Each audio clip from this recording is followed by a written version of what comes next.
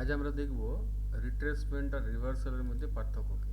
ঠিক আছে, প্রথমত দেখি যে রিট্রেসমেন্ট কখন হয়।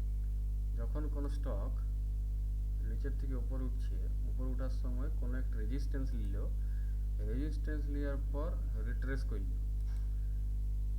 তখন এই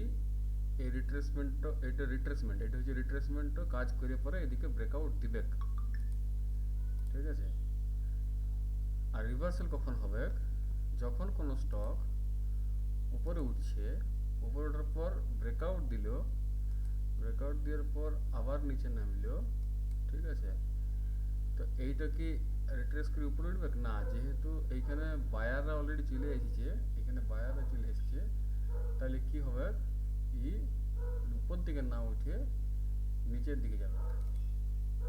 ঠিক আছে, সেই ক্ষেত্রে আমাকে দেখতে হবে যে এইখান থেকে ও রেজিস্ট্যান্স নিয়ে নিচে নামছে না ব্রেকআউট করে নিচে নামছে। যদি ব্রেকআউট করে দেয় তাহলে আমি কিছুক্ষণ বলে ট্রেড দেখে অ্যানালিসিস করার চেষ্টা করবো আমি। ঠিক আছে, সেম জিনিস আমার বাইংয়ের ক্ষেত্রে হবে।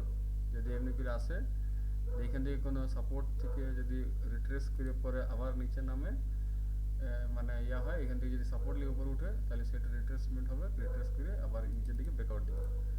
যদি কখনো মার্কেট কি করে, উপর দিক থেকে ডাইরেক্টলি নিচের দিকে ব্রেকআউট দেয়, ব্রেকআউট দেওয়ার পরে যখন উঠবে সেটা রিভার্সাল হবে, মানে আমরা কি দেখবো, এরকম করে নিচের দিকে না যেয়ে পরে সোজা উপর দিকে যাবে। ঠিক আছে, সেই ক্ষেত্রে আমার এটা রিভার্সাল হয়ে যাবে। ঠিক আছে, এইখানে আমরা একটা রিভার্সালের টেকনিক দেখি। যেহেতু মার্কেট উপরে উঠলো, ওঠার পরে এইখানে এই যে ইয়াটার ব্রেকআউট দিল।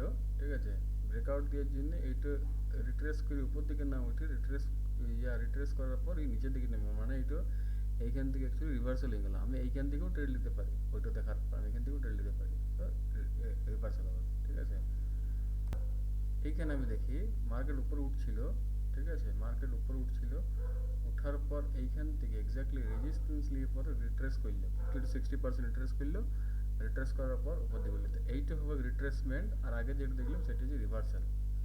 ঠিক আছে, এই ক্ষেত্রে আমি যদি দেখি এইটা উঠার পর এইটা রিট্রেসমেন্ট হইলো, কেন কি, যেহেতু এখানে রেজিস্ট্যান্স আছে, রিট্রেস করলো, রিট্রেস করার পর উপর দিকে উঠলো।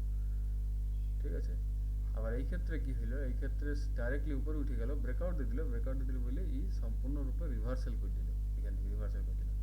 ঠিক আছে, এই হচ্ছে আমাদের লজিক।